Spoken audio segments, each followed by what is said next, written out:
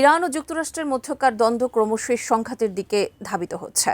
মধ্যপ্রাচ্যের জলসীমায় মার্কিন রণতরী USS Abraham Lincoln মোতায়েনের পর এবার ইরানে অবস্থানরত সব মার্কিন নাগরিককে দেশটি ছাড়ার নির্দেশ দিয়েছে ওয়াশিংটন, যা নতুন করে উত্তপ্ত করে তুলেছে গোটা মধ্যপ্রাচ্য। প্রশ্ন উঠছে, কি হতে যাচ্ছে? এ নিয়ে বিস্তারিত শিহাব ইসলামের টেস্ট রিপোর্টে।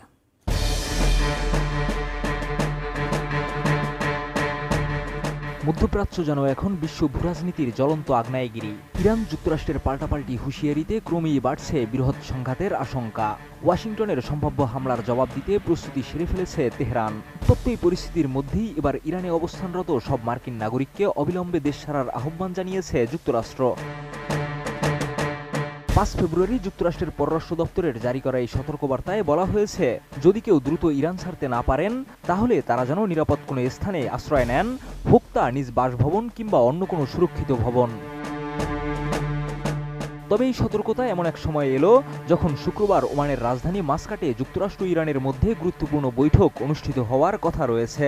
দুই দেশের কর্মকর্তারা আগে এই বৈঠকের কথা নিশ্চিত করেছিলেন। তবে আলোচনার ঠিক আগ মুহূর্তে মার্কিন নাগরিকদের জন্য এই করার নির্দেশ নতুন করে উদ্বেগ তৈরি করেছে। কোয়ালিটি সম্পন্ন আন্তর্জাতিক মানের still bar CSRM, committed for better still.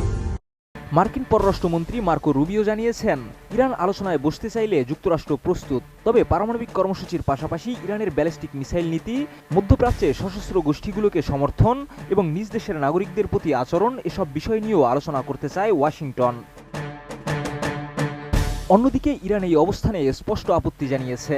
রয়টার্সকে দেওয়া এক বিবৃতিতে দেশটির শীর্ষ এক কর্মকর্তা জানিয়েছেন, পারমাণবিক ইস্যুর বাইরে কোনো আলোচনায় তারা রাজি নয়।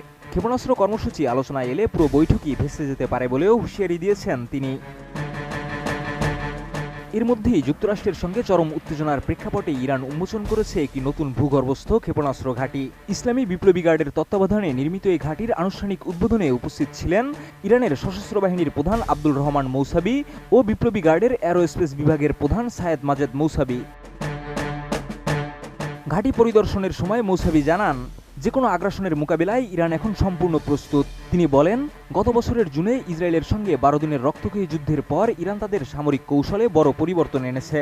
দেশটি এখন কেবল প্রতিরক্ষামূলক অবস্থানে নেই, বরং আক্রমণাত্মক সক্ষমতাও উল্লেখযোগ্যভাবে বাড়িয়েছে। ইরানি সামরিক কর্মকর্তাদের দাবি, তাদের ভূগর্ভস্থ ঘাঁটিতে সংরক্ষিত আধুনিক ক্ষেপণাস্ত্র শত্রুপক্ষের সামরিক পরিকল্পনাকে ভেঙে দিতে সক্ষম।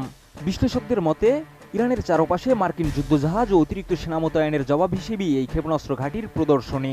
যদিও দুই দেশ আলোচনায় বসতে যাচ্ছে, তবে তেহরান স্পষ্ট করে জানিয়েছে, কোনো হামলা হলে তারা চুপ থাকবে না। এছাড়া ইরানের সর্বোচ্চ নেতা আয়াতুল্লাহ আলী খামেনিও কড়া সতর্কবার্তা দিয়েছেন। বলেছেন, যুক্তরাষ্ট্র যদি ইরানে হামলা চালায় তাহলে তা শুধু একটি দেশের মধ্যে সীমাবদ্ধ থাকবে না, বরং পুরো অঞ্চল জুড়ে ভয়াবহ যুদ্ধ ছড়িয়ে পড়তে পারে। সব মিলিয়ে মধ্যপ্রাচ্যের পরিস্থিতি এখন অত্যন্ত সংবেদনশীল। একদিকে আলোচনার টেবিল, অন্যদিকে সামরিক শক্তি প্রদর্শন। প্রশ্ন একটাই, এই উত্তেজনার পরিণতি কি কূটনীতিতে সীমাবদ্ধ থাকবে, নাকি অঞ্চলটি আবারও জ্বলবে সংঘাতের আগুনে? শিহাব ইসলাম, ATN নিউজ।